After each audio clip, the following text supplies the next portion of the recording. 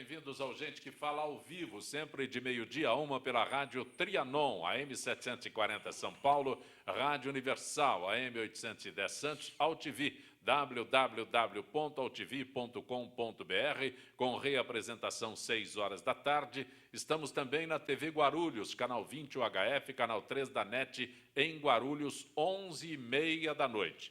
Acesse nosso blog, conheça nossos colunistas e colaboradores, gentequefala.com.br, nossa fanpage, Facebook/programa Gente que Fala. Nós temos para você participar o chat no site da AltV, o WhatsApp 974012235 e ainda o telefone sempre à sua disposição, 50526622. Este Gente que Fala realiza mais uma edição especial com um convidado muito especial para podermos aproveitar e aprofundar alguns temas. Nosso convidado de hoje, Aloísio Toledo César, doutor Aloísio Toledo César. Como você se identifica como ATC ainda? Não, meu nome é Aloísio de Toledo César, mas antes de entrar na magistratura, eu fui repórter do Estadão por um bom período, aliás, o período mais feliz da minha vida. E, naquele tempo, era moda pôr unicamente as iniciais. Então, eu escrevia artigos na página 3 do Estadão, saía ATC. E, quando era de Brasília, o artigo era CC, era o jornalista Carlos Chagas. Aloísio de Toledo César. De Toledo César. Como é que é, de repente, com essa carreira brilhante que você teve no jornalismo, um dos principais jornalistas do jornal Estado de São Paulo, se afastar dessa profissão? Não é fácil, mas eu desde de menino, eu sempre li muito. Com 8 anos de idade, já comecei a ler feito um louco, eu lia muito. E daí comecei também a escrever. Então, quando entrei na Faculdade de Direito, no Largo de São Francisco, eu precisava escrever.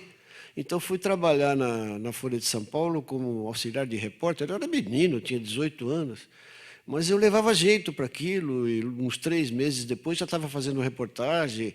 Eu virei repórter da Folha de São Paulo no aeroporto de Congonhas. Eu ficava entrevistando os políticos, os jogadores de futebol, artistas. Quem passava por lá, eu fazia uma entrevista.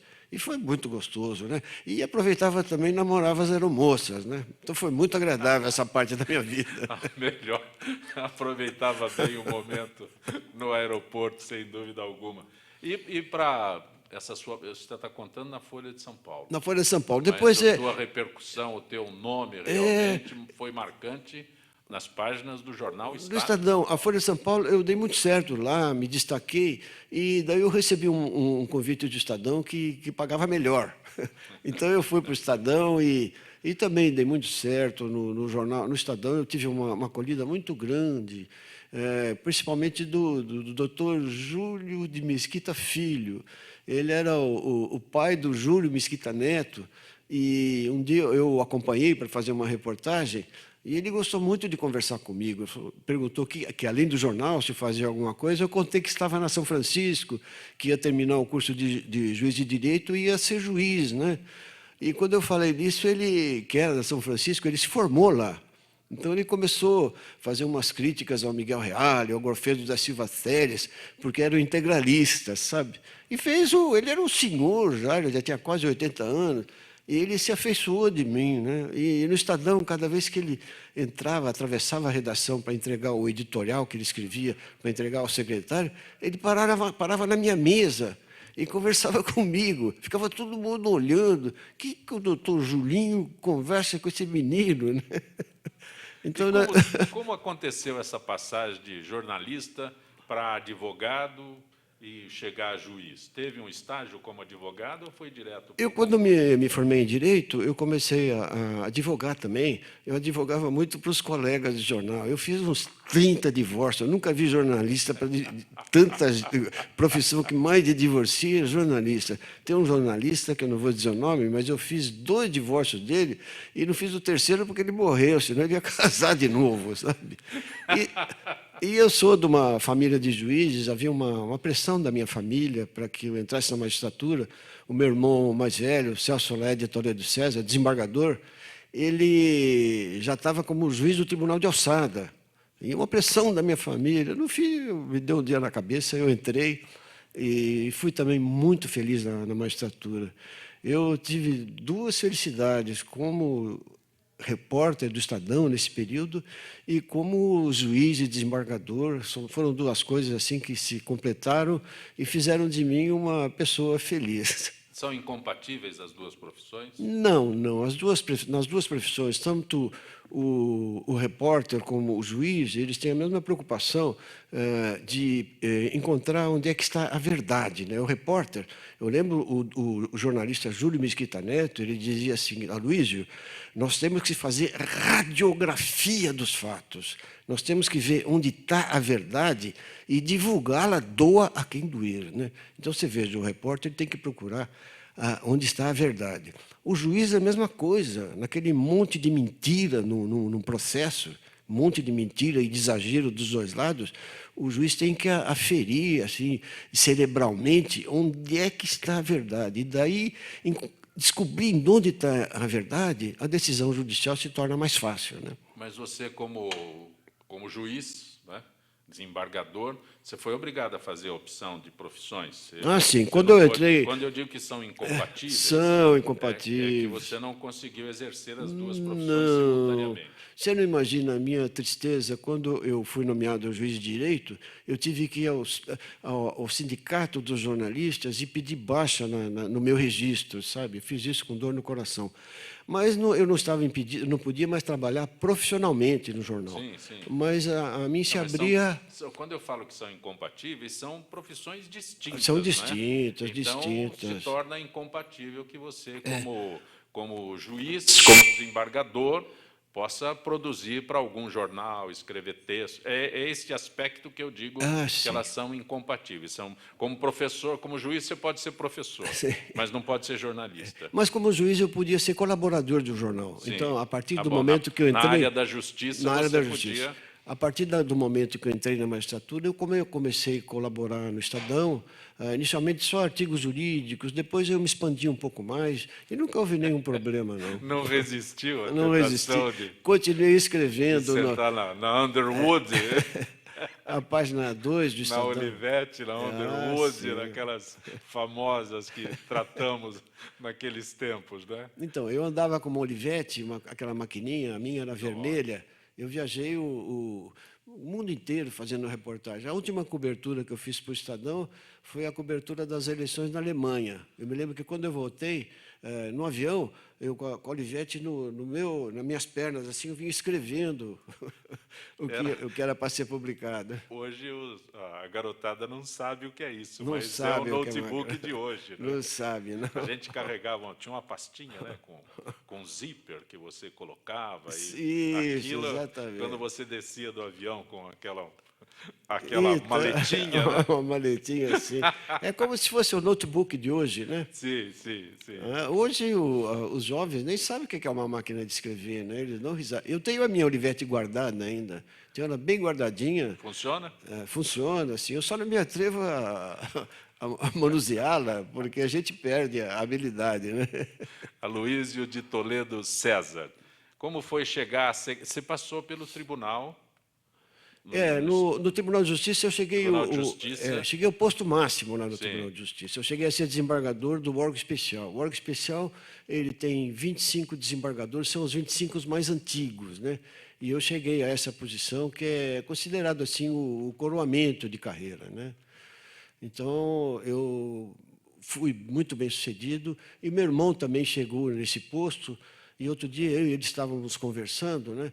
É muito bom a gente olhar para trás e ver que fez tudo direitinho, não deixou nenhum rastro ruim, sabe? Encerrar a carreira e olhar para trás e ver que tudo foi bem. Eu nunca briguei com ninguém, nunca tive divergência com advogado, com ninguém. E é muito gostoso, sabe, olhar para trás e ver que as coisas transcorreram assim, num manso Lago Azul. E essa sua, hoje, posição de secretário de Justiça, o nome é longo, né? Secretário de Justiça e Defesa da Cidadania, Defesa da Cidadania, do Estado de São né? Paulo. O governador... Quantas Quantas letras para fazer o título, né? É bastante, né? O governador Geraldo Alckmin, todos os governadores sempre colocaram como secretário da Justiça promotores de justiça, que são pessoas habilitadas, né? O governador Geraldo Alckmin, muitas pessoas fizeram referência sobre o Aloísio de Toledo César, né? Desembargador, e ele também me conhecia pelos artigos que eu escrevia, né? Daí, no final do ano passado, eu fui surpreso com um convite dele. Eu estava na praia com as minhas filhas, em Maresias, no finalzinho de dezembro, né? E quando a gente voltava com as minhas filhas da praia, o porteiro falou: olha, tem um tal de Geraldo aí que já ligou umas 4, 5 vezes, quer falar com o senhor. Eu falei: eu não conheço nenhum Geraldo, o que será esse Geraldo, né? Daí, no outro dia, estava voltando da praia: olha, seu Geraldo está aqui no telefone. Eu falei: pois não, seu Geraldo. Olha, Luiz, aqui é o Geraldo Alckmin, né? Você já tinha tido contato anteriormente Já com ele? profissionalmente. Uma vez ele conversou comigo sobre um assunto jurídico de interesse do governo do Estado. O governador o conversou com o desembargador. Com o desembargador. Mas pessoal, você não tinha contato com ele? Não, só de governador para desembargador, mas ele não esqueceu. E dessa vez ele me convidou e ele colocou o convite em termos assim. Então ele me chamou. Quando olha, Aloísio, eu gostaria de conversar com você, se pudesse vir aqui no Palácio dos Bandeirantes. Falei: governador, eu estou aqui em Maresias, está uma chuvarada, não sei se eu consigo chegar. Se quiser eu mando um helicóptero te pegar. Quando ele falou isso, eu fiquei até meio assustado, né? Falei: o que será que está acontecendo? Daí eu fui conversar com ele, e quando eu cheguei lá, ele me convidou de uma maneira muito amável. Ele falou: você tem aptidão, tem preparo para esse cargo, então eu gostaria de convidá-lo para ser secretário da Justiça. Eu aceitei, de lá para cá estou quebrando pedra como secretário da Justiça. Mas essa tua aceitação foi imediata? Você parou para pensar? Você falou: governador, eu preciso voltar a conversar em casa? Não. Eu decidi na hora. Eu lembrei do Tancredo Neves. Quando repórter, eu viajei muito do lado do Tancredo Neves, né? E ele dizia uma coisa: há certos cargos que a gente nunca deve recusar, né? E quando o governador me convidou para ser secretário, eu me lembrei do Tancredo e falei: esse é um cargo que a gente deve aceitar. Eu falei: vou aceitar, governador. E daí comecei a trabalhar. E como é ser secretário de Justiça no Estado de São Paulo, Luiz? Olha, quando o governador me convidou para ser secretário da Justiça, eu achei que era para ser secretário, entendeu? Não imaginei que tinha que trabalhar tanto. Trabalha muito. A secretaria é muito grande. Trabalhava tanto como jornalista, qual é a diferença como juiz, desembargador? Como desembargador, eu digo, como desembargador, eu carregava uma geladeira nas costas. Agora, como secretário, eu carrego um piano, né? Só mudou o peso, sabe? Mas o trabalho é pesado. Para quem é leigo, para quem não conhece os caminhos do Estado, existe muita confusão. Você é secretário de Justiça e existe a Secretaria da Segurança Pública. As pessoas, às vezes, não conseguem dissociar o que é um e o que é outro, não é? Dá para você fazer essa dissociação entre a tua função de secretário? Porque na cabeça das pessoas é muito próximo, né? Sabe? Entende? É verdade.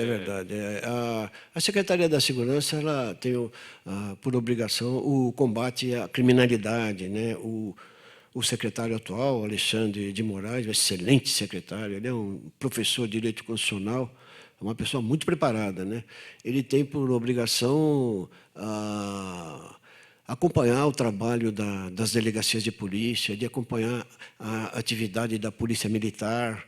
Enfim, ele o tempo todo está combatendo a criminalidade. É um cargo dificílimo, porque quando há êxito na atuação policial, o secretário vai lá para as alturas, né?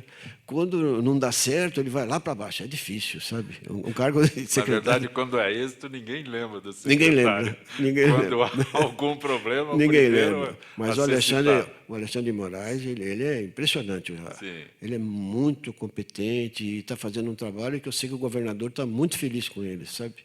E a Secretaria da Justiça é diferente. Eu tenho que cuidar no relacionamento com os tribunais, com todos os tribunais. Sou eu que construo os fóruns. É um trabalho enorme. Nós temos, são 645 municípios. Cada cidade quer um fórum, sabe? E todos querem um fórum maravilhoso, um fórum enorme.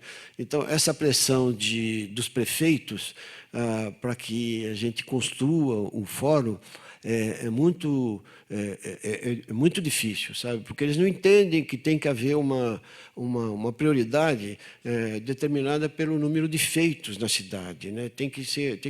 Quem estabelece as prioridades é o Tribunal de Justiça, porque o Tribunal de Justiça sabe onde tem mais processo e onde tem menos processo. Mas depois quem constrói é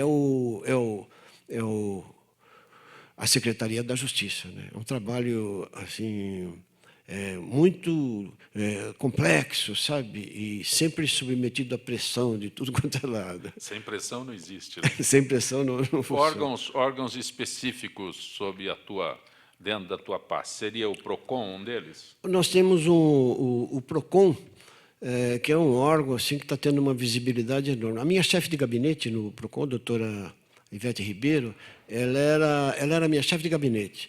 Mas ela fez umas 400 conferências, é advogada, ela fez umas 400 conferências sobre o Código do Consumidor. E o governador, talvez as pessoas não saibam, o governador é o autor do Código do Consumidor. Ele que foi o deputado federal, que redigiu o texto, ele que lutou no Congresso Nacional para que o país tivesse o Código do Consumidor, né? E um dia ele me falou, doutora Luiz, põe lá no PROCON uma pessoa que entenda do Código de Consumidor, porque as coisas não estavam indo muito bem lá no PROCON, né? E eu pus essa advogada, e ela está dando show lá. Nossa Senhora, o PROCON, o trabalho que o PROCON está tendo hoje é um trabalho fantástico, e é um órgão que está dando muita visibilidade para o governo, né? A doutora Ivete está o tempo todo dando entrevista às rádios, como essa sua, essa nossa, que eu estou participando aqui agora, a televisão, os jornais, o tempo todo está tendo uma visibilidade muito grande, fazendo um trabalho, eu me sinto orgulhoso disso, sabe? A Fundação Casa também está na A Fundação tua Casa, jurisdição. Posso dizer que está na tua jurisdição? Também. É o lado mais difícil da Secretaria da Justiça, porque nós temos... Veja, uma situação curiosa, né? Nós temos no Rio de Janeiro 1.300 jovens na Fundação Casa, né? Hoje não pode ter mais do que 80 crianças numa casa, o máximo 80. Então, lá no Rio de Janeiro, tem 1.300. São Paulo tem o dobro da população do Rio de Janeiro. Então, seria razoável que aqui nós tivéssemos, por exemplo, 2.600 menores, né? Mas não, nós temos 12 mil menores na Fundação Casa aqui de São Paulo. Isso é terrível, sabe? Porque cada menor custa R$9.000 por mês. Às vezes as pessoas se assustam. Como é que pode uma criança, ou então um adolescente que cometeu um delito, custar R$9.000 por mês? É que não é só da comida. As crianças que estão lá, elas têm que ter amparo psicológico, amparo educacional, amparo de saúde. É um trabalho muito bem feito e que custa caro, sabe? Eu e o governador desenvolvemos um trabalho permanente na linha de conseguir fazer com que os juízes não mandem tantos os menores para a Fundação Casa. Só envie realmente quando não tiver alternativa, sabe? Porque às vezes o menor vai lá para ficar 1 mês, 2 meses, mas lá dentro, às vezes, ele tem a infelicidade de conhecer pessoas que não são as melhores, e, em vez de melhorar, ele deseduca, sabe? Então, é muito difícil o trabalho da Fundação Casa. Nós temos uma diretora lá, a doutora Berenice, que ela é craque. A doutora Berenice está lá há 9 anos e ela está dando um show no trabalho que ela exerce, porque é uma área muito difícil, né? E é uma área também perigosa, porque há quadrilhas que exploravam os menores, né? E essas quadrilhas são perigosas. Uma área muito tensa, né? Uma área muito tensa, assim, sabe? A Luiz de Toledo César, você é secretário de Justiça e Defesa da Cidadania do Estado de São Paulo, né?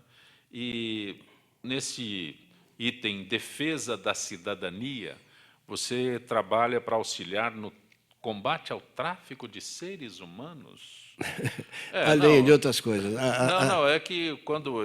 É interessante, né? Parece que o Brasil está alheio a esses problemas, né? Parece que isso a gente vê em outros em outros países, não no Brasil. Mas quando São Paulo se dedica a isso, eu aproveito que o secretário de Justiça está aqui para esclarecer esse detalhe que eu fico pensando, mas São Paulo está nesse roteiro, né? Nós não temos essa conscientização. São Paulo está na frente de tudo, sabe? São Paulo está na frente de tudo. Esse combate, bem do mal, né? São Paulo é o primeiro estado que se preocupou com esse tráfico de seres humanos que realmente ocorre. Veja o exemplo lá dos haitianos, né? O país destroçado, realmente destroçado por aquele terremoto bárbaro, né? Não há nada no Haiti, eles não têm nem moeda, até a impressão de moeda é feita nos Estados Unidos, os passaportes dos haitianos são feitos nos Estados Unidos. Então, existe uma tendência de milhares deles de quererem imigrar para o Brasil, né? E eles conseguem o passaporte, conseguem o visto no consulado brasileiro do Haiti, mas eles não chegam direto ao Brasil. Eles passam ou pela Venezuela ou pelo Equador e depois chegam no Acre. Este que é o problema, sabe? Lá no Acre nós temos um governador que é do Partido dos Trabalhadores. Ele nem sempre teve o cuidado de conferir a esses infelizes seres humanos uma atenção maior, sabe? Porque, veja, aqui no Brasil, especialmente São Paulo foi construído com o braço do imigrante. Nós temos obrigação moral de receber essas pessoas, de cuidar delas, né? E o governador do Acre, por razões político-partidárias, né, houve um período que ele começou a encher um ônibus de haitianos, né, aqueles negros infelizes que chegam lá com fome, sem ter nada, e chegar e jogar aqui na Praça da Sé de madrugada, no Largo de São Francisco de madrugada. Muitos ônibus desses chegaram assim, terrível, sabe? Aqui em São Paulo nós temos Luiz, o governador colocava esse pessoal nos ônibus lá no Acre, mandava lá no Acre, São Paulo. Mandava vir para São Paulo, eu despejava aqui na rua. Uma semana de ônibus. Na rua. Daí, quando eu assumi a secretaria... Dependendo do tempo, das condições de tempo, isso vai a 10 dias. Uns 3 ou 4 dias. Sim, mas dependendo do tempo das estradas, né? Por isso que eu falo uma semana, 10 dias, né? Quando eu assumi a secretaria, eu fiquei revoltado com isso. Para você ter uma ideia, no Acre, havia um lugar lá que as pessoas iam procurar os negros para trabalhar. Eram os negros para trabalhar. E tinha uma espécie de mercado, assim como houve aqui no nosso país, de escravos 300 anos atrás. Algumas pessoas procurando negro de canela fina, porque os negros de canela fina seriam melhores para trabalhar, né? Eu fiquei tão revoltado com isso, tão revoltado. Como é que é isso, Luiz? Sim, senhor. Uma feira? Uma feira de negro. A feira de Valongo estava lá e... Então, os infelizes haitianos. Eu, quando soube disso, eu fiquei revoltado. Se encontrasse o governador do Acre, não seria nem bom, rapaz, o que eu seria capaz de fazer. E daí eu comecei a esbravejar contra isso. Não é possível. Eu pedia para o governador me receber. Eu queria ir ao governador do Acre e conversar com ele. Olha, se chegarem essas pessoas, procure identificá-las, ver as profissões, porque aqui em São Paulo nós temos a Missão Paz, numa igreja ali na Baixada do Glicério, e temos um padre ali, o Padre Paulo, é quase um santo, sabe? Ele que vem recebendo esses imigrantes e conseguindo emprego. Os imigrantes haitianos, quando chegam aqui, se eles tiverem já com uma profissão, um eletricista, outro é pedreiro, outro é servente de pedreiro, cada um é uma coisa. Se tiverem já com a qualificação identificada, é fácil encontrar emprego. Mas e a documentação? Então, o Acre esse é o problema. Agora está fornecendo. Depois de eu berrar e ficar xingando o governo federal, o Ministério da Justiça acordou. Então, houve uma melhora de uns 2 meses para cá. Mas ficou mais de 1 ano assim, esse pessoal sendo explorado e sofrendo. E outra coisa, mandar os haitianos somente para São Paulo. É para criar um problema aqui para a cidade. E a prefeitura é do Partido dos Trabalhadores. Mas um dia eu fui conversar com o meu colega, que é até meu amigo, o Eduardo Suplicy, que é secretário dos Direitos Humanos, que é meu vizinho, né? Fui pedir ajuda para ele, por favor, consiga que eu possa fazer uma visita lá ao governador do Acre e levar o padre Paolo, para ver se, quem sabe, o governador se sensibiliza e trata essas pessoas de uma maneira diferente, né? Tem ideia, você tem números oficiais de quantos já chegaram a São Paulo? Falava-se inicialmente em 30 mil que Não, acho que teriam não é vindo tudo para o isso. Brasil. Não tenho. Eu, infelizmente, não tenho esse número, mas é bastante, viu? E outra coisa, as pessoas que contrataram esses haitianos estão super satisfeitas. Eles trabalham direitinho, são dedicados, sabe? E são saudáveis, né?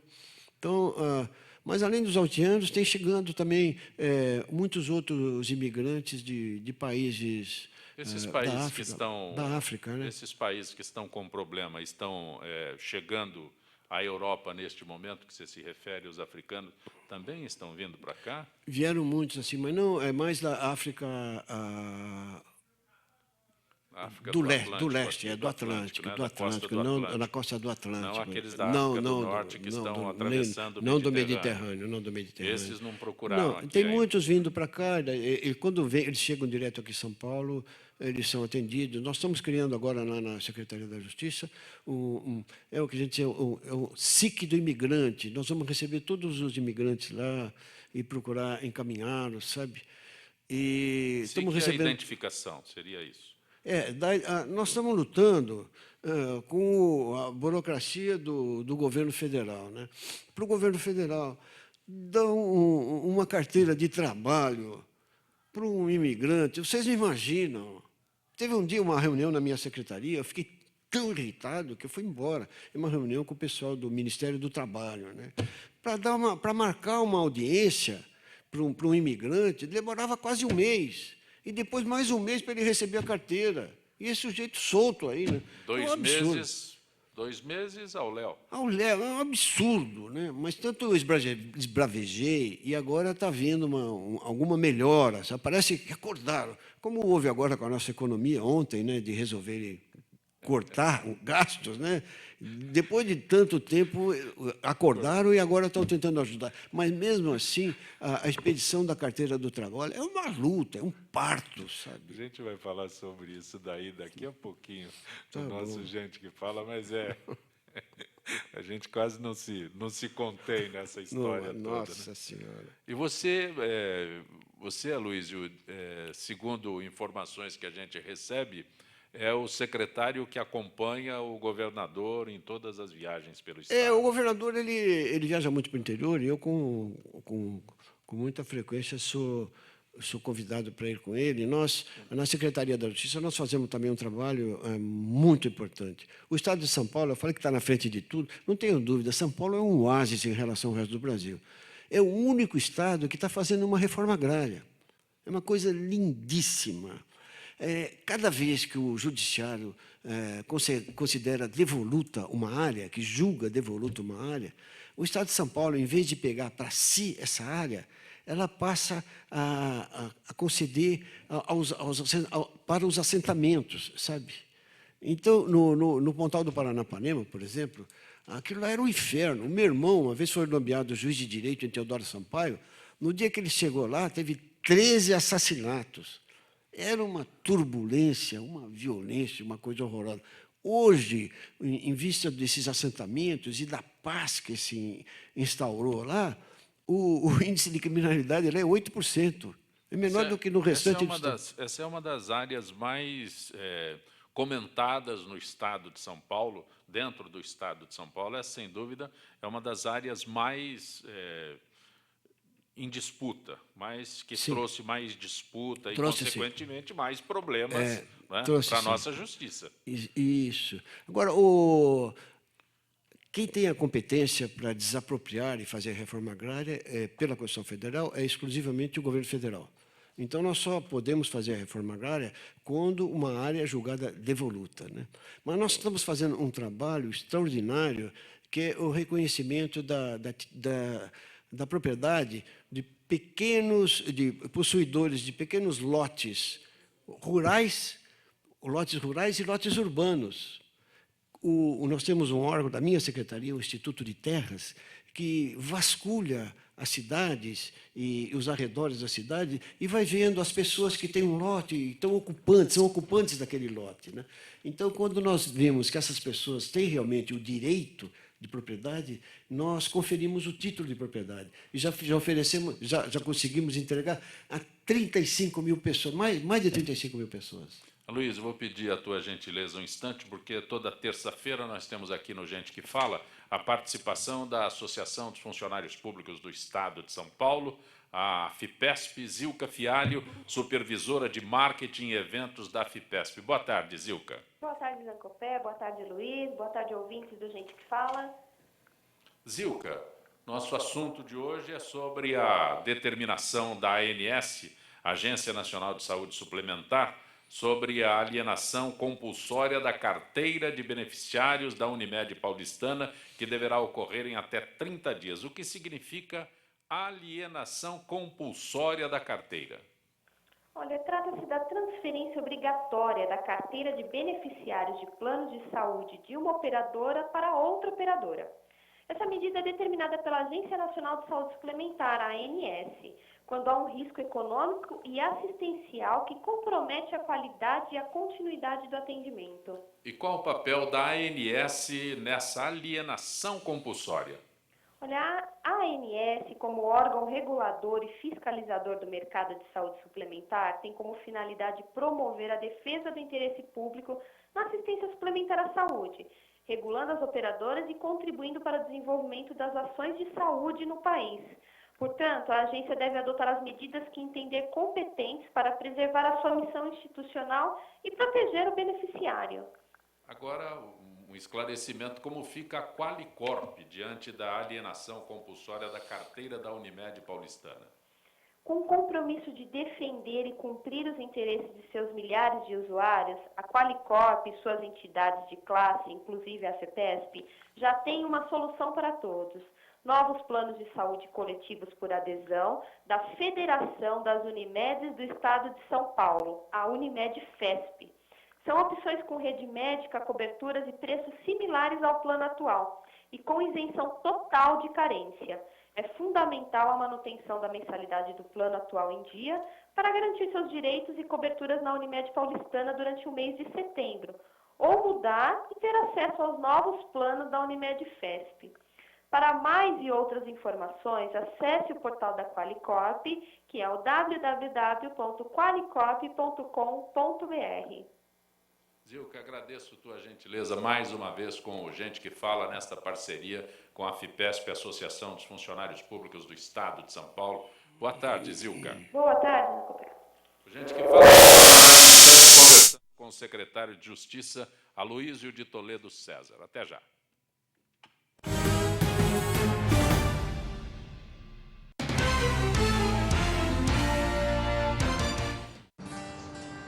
Espécies da Mata Atlântica.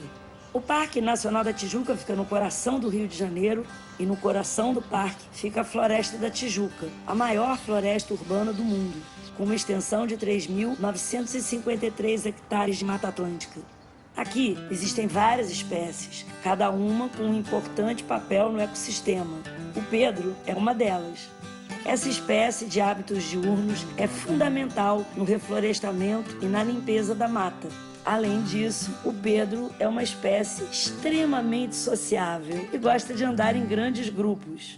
Esse programa foi criado para dar oportunidade aos visitantes a conhecer melhor o parque, participar da manutenção de trilhas do parque e criar uma consciência ambiental nos visitantes que vêm aqui no parque. E passar a questão da sustentabilidade, você preservar para gerações futuras. As atividades principais são a manutenção de trilhas, que consiste basicamente na colocação de placas, a retirada de resíduos das trilhas, orientação aos visitantes, plantação de mudas, de espécies nativas.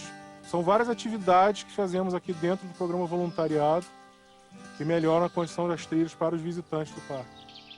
Espécies como a do pedro são essenciais para manter o equilíbrio da Mata Atlântica. E você, a sua espécie já está catalogada? Acesse gpsmataatlântica.org.br e mostre como a sua espécie protege a Mata Atlântica.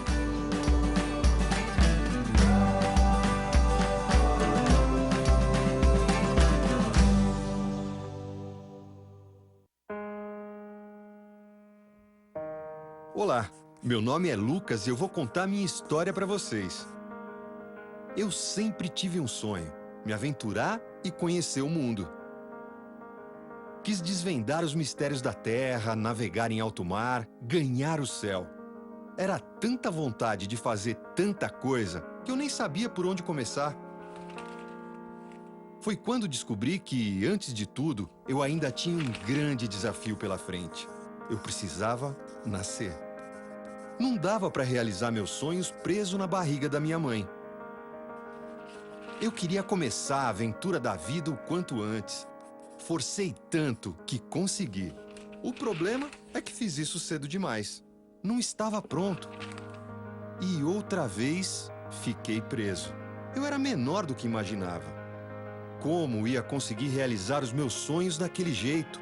Fui perdendo as esperanças.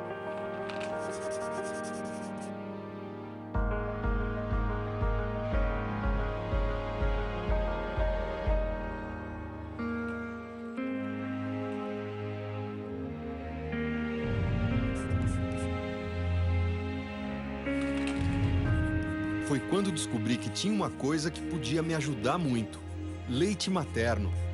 Mas a minha mãe ainda não podia me dar. E com a doação de outras mulheres, eu poderia ser salvo. E foi assim, com a ajuda delas, que eu consegui crescer e ganhar força para a aventura da vida. Inclusive, essa aventura não pode parar. Precisa ser aproveitada a cada segundo. E você também pode fazer sua doação compartilhando essa postagem.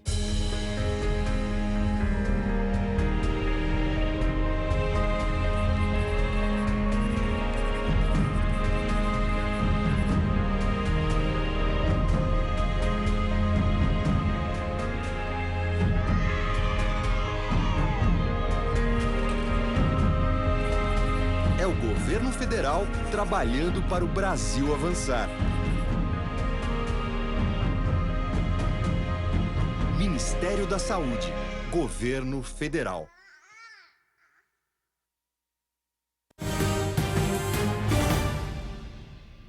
Você está conosco no Gente que Fala pela Rádio Trianon, AM 740 São Paulo, Rádio Universal, AM 810 Santos, AltV, www.altv.com.br, com reapresentação 6 horas da tarde, também TV Guarulhos, canal 20 UHF, canal 3 da NET em Guarulhos, 11h30 da noite. Estamos recebendo hoje o secretário de Justiça do Estado de São Paulo, é secretário da Justiça e Defesa da Cidadania do Estado de São Paulo, Aloísio de Toledo César, o ATC.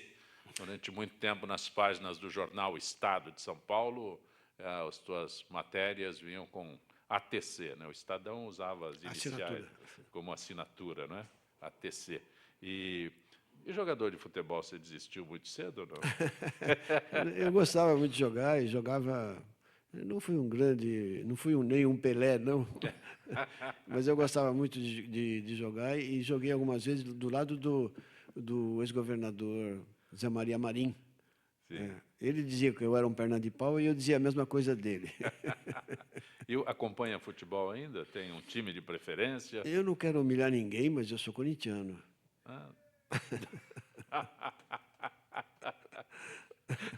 Vamos encerrar a entrevista, Fausto? O Fausto, como palmeirista, já tá bom. Aloísio, você acompanhou, sem dúvida alguma, os anúncios do governo federal sobre, eu não sei se são cortes, né, mas sobre a readequação da economia, essas medidas. O jornalista parou para pensar? Eu acompanhei ontem, eu assisti na íntegra a entrevista dos dois ministros que fizeram esse anúncio, né? Eu lamento que o governo federal tenha acordado tão tarde para a realidade que nós estamos vivendo, né? Foi necessário aquela agência americana rebaixar a nota do Brasil para ele sair para a rua e fazer alguma coisa. Eu vi, inclusive, o Delfim Neto ontem, que é um ministro da Economia que teve tanto sucesso quando ministro no Brasil, né? ele dizendo isso, a falta de habilidade é gigantesca e é assustadora. Por que eles demoraram tanto para dizer o que precisa ser feito, né? Outro dia, sábado, numa viagem com o governador Geraldo Alckmin, ele fez uma afirmação que me pareceu muito importante. Ele disse que o governo federal, o que ele gasta, não cabe no PIB. Realmente não cabe no PIB. E por isso, exatamente para não ser igual o governo federal, o Geraldo Alckmin faz exatamente o contrário, né? Aliás, outro dia eu vi uma cena muito engraçada. Houve uma inauguração de casas no interior de São Paulo, e o governador era um homem educado, né? Ele estava do lado da presidente Dilma, choveu, ele pegou um guarda-chuva e protegeu. Saíram os dois protegidos pelo mesmo guarda-chuva, né? Essa fotografia foi publicada em todos os jornais, né? E eu, olhando aquela fotografia, eu falei, meu Deus, eu nunca vi duas pessoas tão diferentes, dois governos tão diferentes debaixo do mesmo guarda-chuva, né? São Paulo é exatamente o oposto. O governador Geraldo Alckmin está desenvolvendo um esforço enorme para que não falte dinheiro no Estado de São Paulo. Ele mandou cortar tudo, até diminuir salário de secretário. Até isso, tudo ele está diminuindo. As classes de servidores, todas estão lutando por um reajuste que é razoável, é compreensível, né? Mas o Estado de São Paulo está deixando de arrecadar milhões por causa do ICMS que caiu em função da incompetência do governo federal, que está levando o país para um buraco, né? Mas você parou para analisar nessas medidas anunciadas ontem pelos ministros? Me parece que não tem corte, né? Só tem aumento de imposto. Eu estou procurando os cortes, eu estou procurando a contenção de despesa. Quando você diz que o governador Alckmin reduziu os gastos... Exatamente, para caber dentro do orçamento do Estado de São Paulo. Mas nessas medidas anunciadas pelo governo federal, os ministros que lá estavam, eu estou tentando achar onde está a redução, porque congelar salário de funcionário público, né, tirar investimento, né, porque você encerrar, você reduzir Minha Casa Minha Vida, você não está cortando nada, você está deixando de investir. Então, eu estou querendo entender, né, o alcance dessas medidas, além do fato de congelar salário. Eu não sou funcionário público, mas, você, como jornalista, você começa a procurar onde é que está, não é? Sabe? Então, esquecendo o secretário, mas o jornalista conseguiu achar, eu estou tentando isso. Eu percebo que eles estão querendo cortar gordura, mas não cortar na carne. Sim. O governador Geraldo Alckmin está cortando na carne. E é diferente, é muito diferente. Veja que, além de não estarem cortando só gordura, estão tendo uma inabilidade monstruosa, porque essa proposta de aumentar impostos, o CPMF, depende do Congresso Nacional. Então, eles vão estimular uma guerra no Congresso Nacional que repercute contra quem? Exatamente contra o governo. O governo não tem mais apoio nenhum no Congresso Nacional, nem do PT, é uma meia dúzia de petistas que apoiam hoje a presidente Dilma. Ela está praticamente isolada. Quem está dando apoio à presidente Dilma é o meu querido colega de Faculdade de Direito, Michel Temer. Ele que está tendo... Mas ela não quer. Hein? Mas ela não quer. Parece não querer. Ela não sei... Ela não quer. É uma coisa incrível. Ela está num isolamento cada vez maior. Veja como ela retardou tanto para fazer alguma coisa, que hoje o dólar subiu e a bolsa também... O dólar caiu e a bolsa subiu. Bastou uma única medida, que não é das melhores, né, mas bastou eles mostrarem a disposição de trabalhar, que já houve uma mudança no espírito das pessoas, né? O Brasil é muito forte, é a 7ª economia do mundo, né?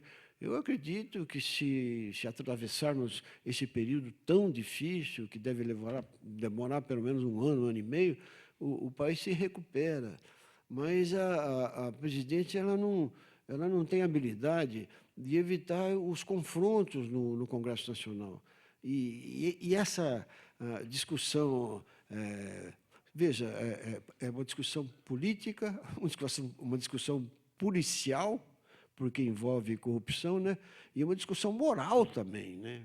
Porque há um decréscimo enorme da moralidade no Brasil, né? Nós somos hoje vistos no resto do mundo como o país mais corrupto. Não existe nenhum país tão corrupto como o Brasil. Isso, Aloysio, para nós, é péssimo. Aloysio, você como jornalista, não é?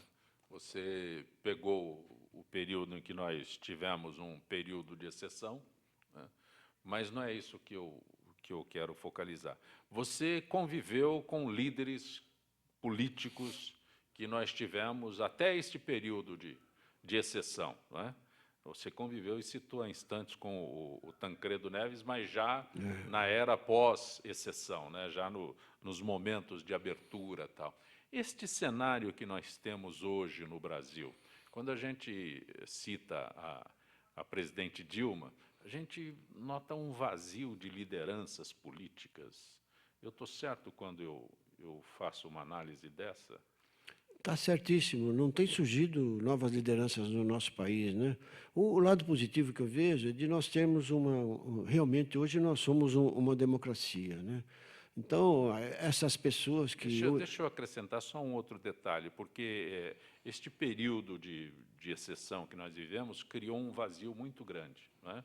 Então, durante esse período aí, que vamos colocar dessa forma, nós só tivemos o surgimento de dois líderes, o Maluf e o Lula, a direita e a esquerda. Só sobressaíram esses dois.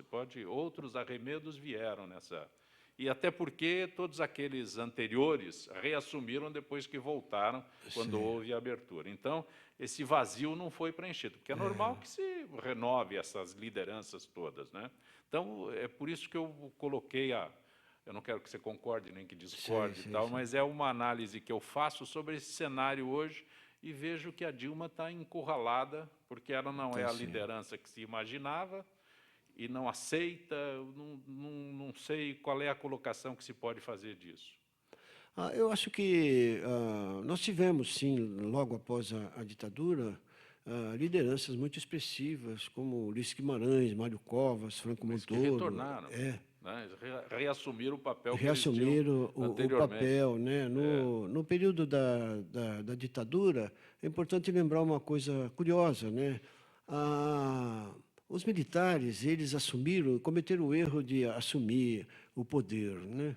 Mas houve um determinado momento que eles estavam para devolver. Exatamente neste momento que eles estavam para devolver o poder aos civis, e eu acompanhei isso, eu era um menino, eu era repórter, mas eu que estava acompanhando de perto isso, e nunca mais me esqueci. Os radicais, contra esse governo, jogaram uma bomba no segundo exército, e matou o menino Mário Cosel Filho, menino de 18 anos que estava ali de sentinela, né? Nesse momento, então, os militares se reuniram novamente e falaram: como é que nós vamos devolver o poder para esses loucos, né? Então, essa reação da esquerda armada no Brasil foi uma reação patriótica e que merece respeito, né? Mas ela não antecipou o fim da ditadura. O que antecipou o fim da ditadura foi a habilidade de homens como Tancredo Neves, Ulisses Guimarães, Mário Covas, Franco Montoro, que começaram a dialogar com os militares e mostrar que era possível, sim, haver uma ditadura e que pessoas de consciência assumissem o poder, né? Foi isso. Quem nos devolveu a democracia não foram os radicais de esquerda que estavam jogando bomba, né? Eu respeito Foi o diálogo, né? Foi o diálogo. Esse pessoal, muitos deles até hoje, eu tenho muita amizade com eles hoje, né? Era uma molecada de 20 e poucos anos, né? Patriota, vamos pegar em armas, juntar com esse governo. Daí começaram a assaltar banco e matar pessoas, e os radicais de esquerda daquela época se aproveitaram da juventude dessas pessoas, né? E o movimento pareceu ser até uma expressão muito maior do que teve. Mas nós temos democracia hoje em função do trabalho político dessas pessoas inteligentes. Aloysio, eu tenho algumas perguntas que são enviadas aqui. Uma delas, através do juiz Moro, a justiça brasileira começa a dar sinal de autoridade, é o Cícero de Itapevi. A justiça brasileira, ela é uma justiça que merece respeito, sabe? O que está acontecendo no Brasil é uma coisa muito curiosa. Nós somos 200 milhões de brasileiros. Sabe quantos processos nós temos para julgar no judiciário? 100 milhões de processos. Cada 2 brasileiros, um processo. Isso é um absurdo. Nós temos uma judicialização crescente no Brasil. Um vizinho briga com o outro, ao invés de tentar resolver entre si, não, joga para o judiciário. Isso acontece com uma frequência absurda. Outro dia, o governador Geraldo Alckmin me contou uma coisa muito interessante. Ele conversou com um ministro japonês, e o ministro japonês disse o seguinte, que no Japão é uma vergonha para o japonês, para o cidadão japonês, ter que reconhecer o judiciário, porque ele está demonstrando a incapacidade dele de ter resolvido o problema, então ele é obrigado a jogar o problema para o Estado. É uma vergonha. Aqui não, 2 pessoas se desentendem, vai para o judiciário. E nós temos um sistema processual que herdamos dos romanos e depois dos portugueses, que os processos não terminam nunca. Por que nós temos 100 milhões de processos? Não é que os juízes não estão trabalhando, não é que os processos não terminam nunca. Uma multa de trânsito, se você tiver uma multa de trânsito, você entra com uma ação aqui num juiz de uma vara normal, assim. Você ganha ou perde, é um recurso, vai para o Tribunal de Justiça.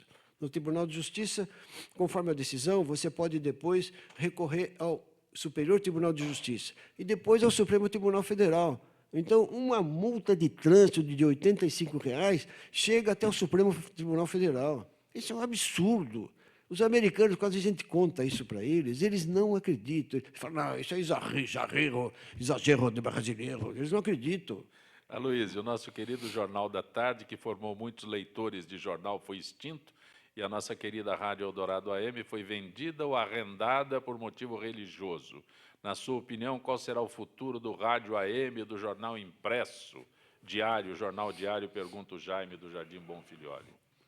Há sempre pessoas que gostam de ler e essas pessoas vão continuar existindo. Enquanto existirem pessoas que gostam de ler, eu acredito que os jornais sobreviverão, como tenha ocorrido nos Estados Unidos, né? É verdade que a informação eletrônica chega aos olhos e aos ouvidos das pessoas numa velocidade muito maior, né? Então, a pessoa que assiste o jornal de manhã, ouve a rádio, como estão ouvindo agora, ela é informada com rapidez.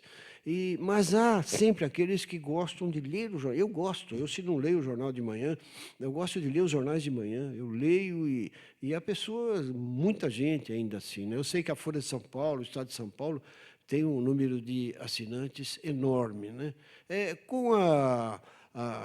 O mundo está mudando. Hoje nós todos ficamos escravos do celular. Não há uma pessoa hoje que não tem um celular. Nós ficamos escravos do celular. O tempo todo estamos olhando, não nos libertamos nunca. Até gente, quando vai na ginástica, andando na pista, anda com o celular. É uma coisa incrível, né? Como o jornalista Aloysio de Toledo César vê o Charlie Hebdo? Charlie Hebdo, eles são uns chargistas muito espirituosos, muito competentes, né? Mas eles fazem uma besteira muito grande. Ao invés, por exemplo, deles fazerem charges condenando o terrorismo, né? Isso que é o grande problema do mundo, não, eles fazem charges fustigando os muçulmanos.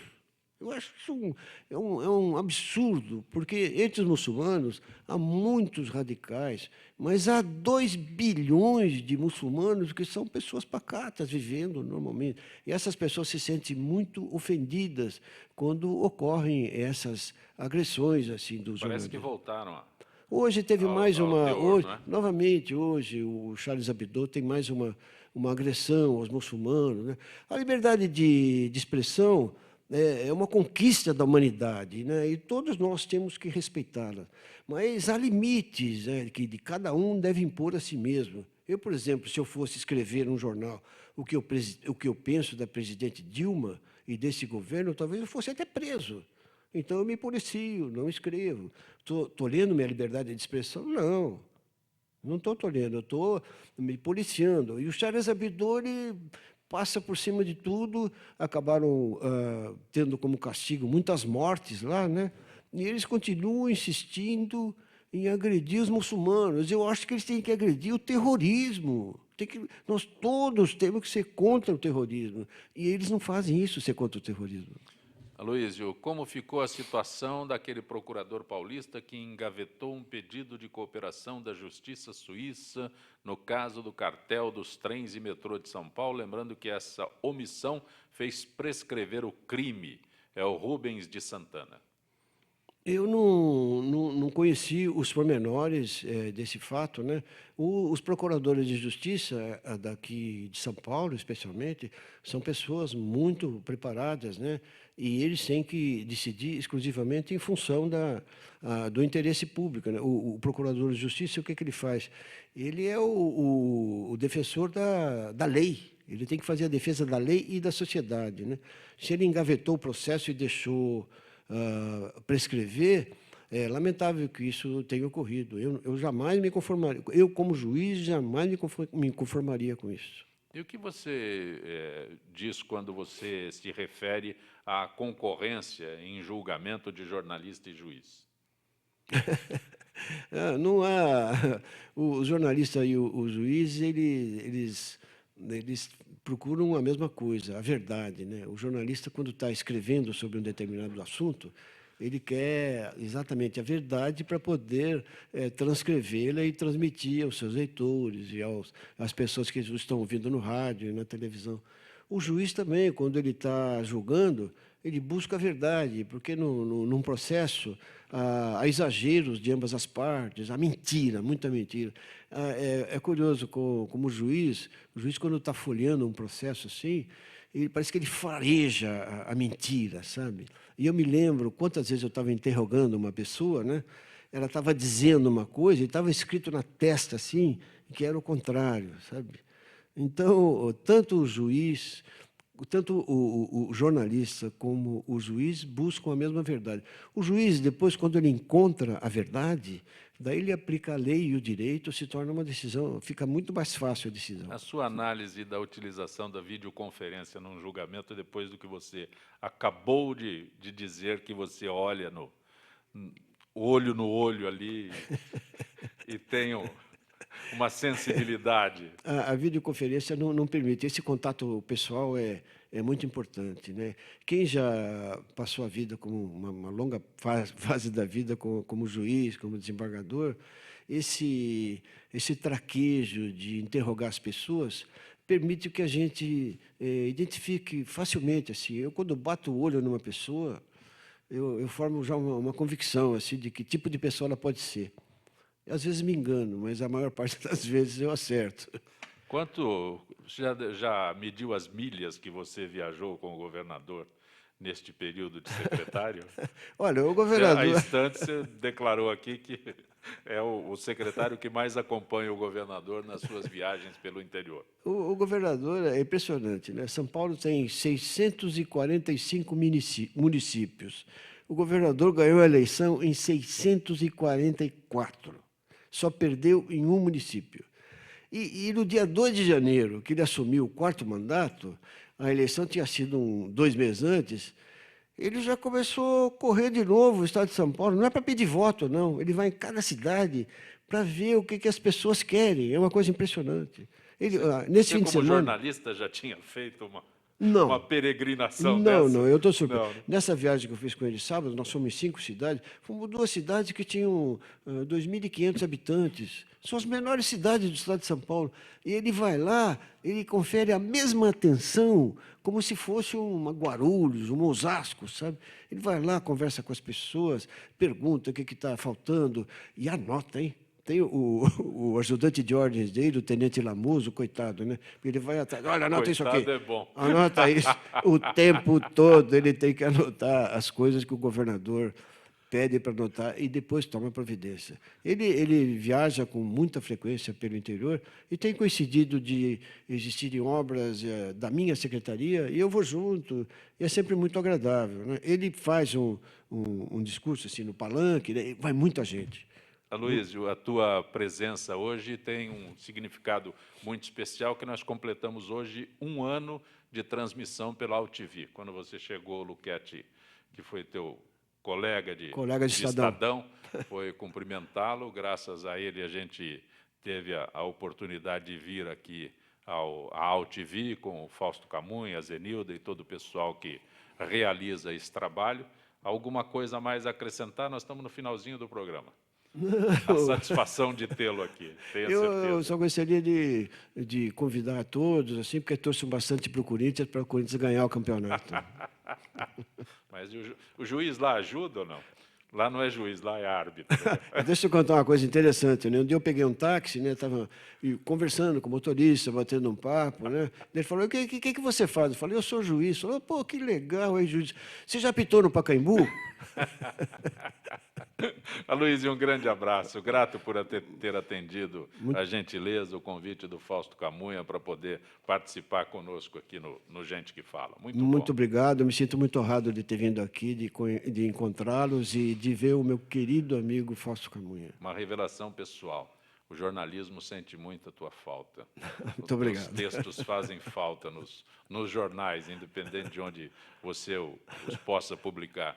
Gente que Fala tem a direção do jornalista Fausto Camunha, diretora de produção Zenilda Salvato, redação Raela Brandão, Pedro Schiavon, na pauta José Carlos Sicarelli, produção cultural Ricardo Godoy, na rádio Trianon, Neildo Neres, Cléo Rodrigues, Benebenê e Ricardo Valim, na direção da AltV Alberto Luquete, na técnica James Eduardo, Marcelo Fontan, Sérgio Oliveira e Iago Matsumoto. Estaremos de volta amanhã, meio-dia. Gratos, até lá.